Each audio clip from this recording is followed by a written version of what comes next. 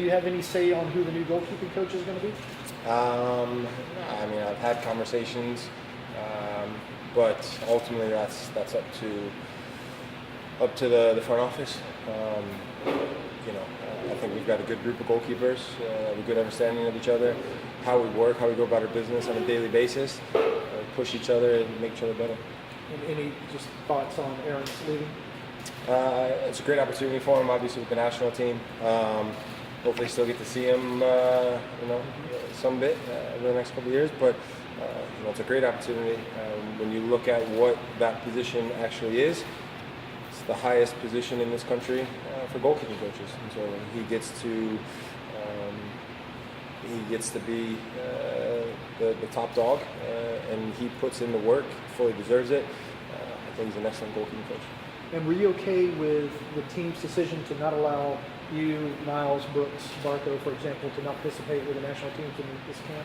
Listen, it is what it is. It's not a FIFA window. I understand the club's point of view.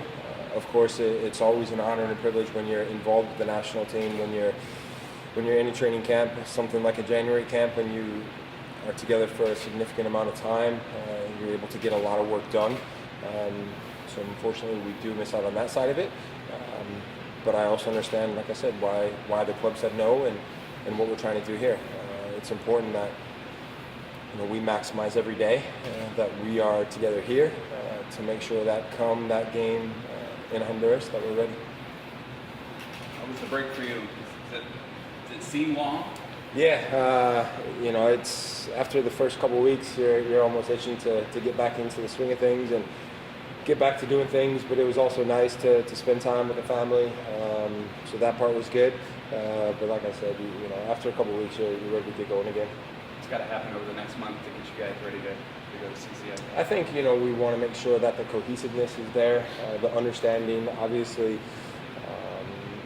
Mesa comes in, some new faces. So it's important that we understand each other, understand what we're trying to do as a group, understand how we're trying to play as a group. So like I said, every day that we're together here at the training ground, we have to make sure we maximize that time to put the work in. Brad, this time last year, you guys are coming off of a championship. Obviously, ended kind of a little bit bitter last season. Is there any difference in the mentality kind of this time around? I wouldn't say there's a huge difference. No, I think we understand that last year wasn't good enough, and we fell short of our goal. I've always said that this is a club that wants to be a winning club and a club that competes for trophies and titles, and we want to be the best, plain and simple. And so last year we weren't. And this time last year, we understood that the championship year was behind us, and we had to roll our sleeves up and do it all again. Unfortunately, fell a little bit short. But going into this year, same attitude, same mentality of we want to win. We want to win everything that we're involved in. We want to win every time we step on the pitch. It's about winning games. Is there an advantage? Do you feel like there's more familiarity because it's the second year of Frank, or is it all shaken up because of the guys in front of you being new? No, I wouldn't say it's shaken up. I think when you go away for a bit of time, come back, it's smiles and high fives and all that at the beginning, but then slowly you get into the thick of it.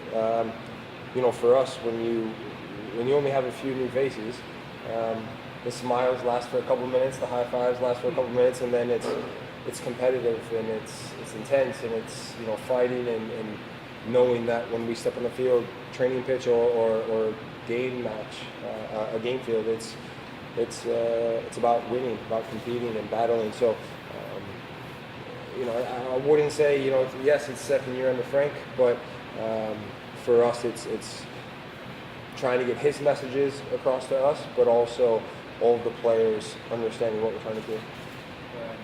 2017, you guys make the playoffs. 2018, you win the championship. 2019 is new technical staff, a lot of change, but like you said, you guys still won trophies and got to the finals. How do you really early on define 2020? What does this year look like for you guys? The last year was a lot of change.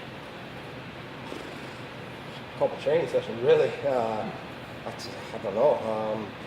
Yeah, I mean, every time you step on the field, like I said, we want to win. So, you know, I'm not one to sit here and say, yeah, we you know, all the specifics and the ins and outs of what it's going to take. Every year, a new year presents new challenges. Every year is a grind. You know, like I said, trying to get guys on the same page as quick as possible. It's still probably a little early to answer that fully, but it's certainly a time now where we want to make sure that you get guys fit, you get guys understanding how we want to play.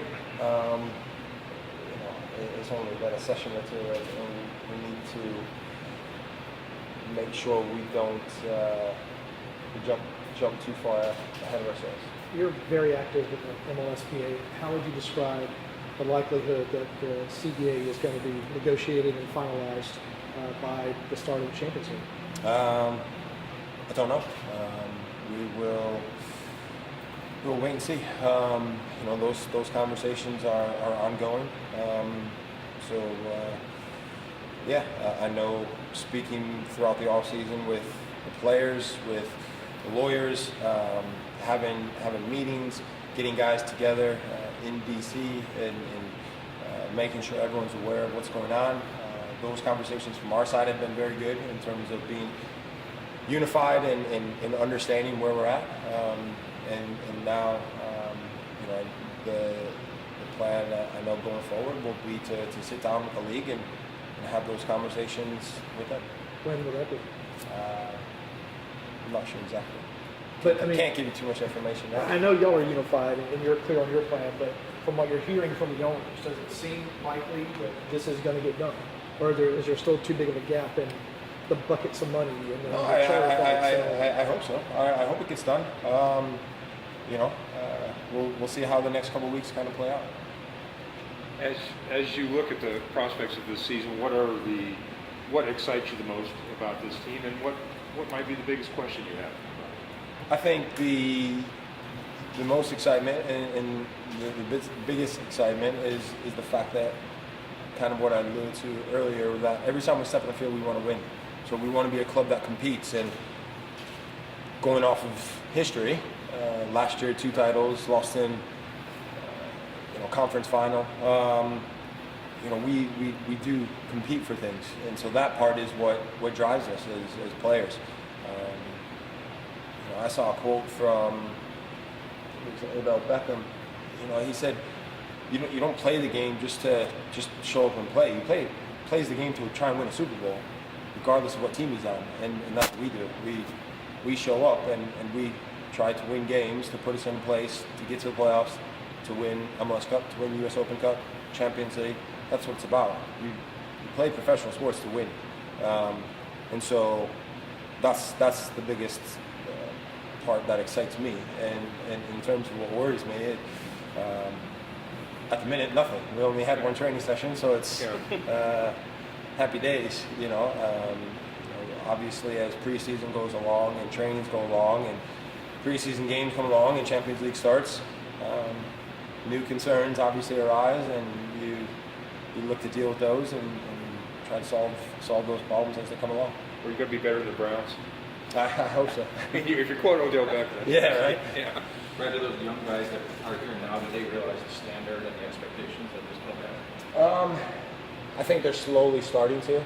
I think when you sit down and have conversations with them, it's easy to talk and understand, you know, yes, we've won an MLS Cup, yes, we've won a US Open Cup, and everyone talks about us being a big club on the outside, but when you walk through that front door and you step out onto the training pitch and you realize the intensity of training, it's day one, and you realize how intense it is, the demands that are put on the players, the standard that we've set for ourselves, it's a bit of a different story then. It's a bit of an eye-opener for them, and that part is trying to help them along, but at the same time, you know, you can only hold their hands for so long.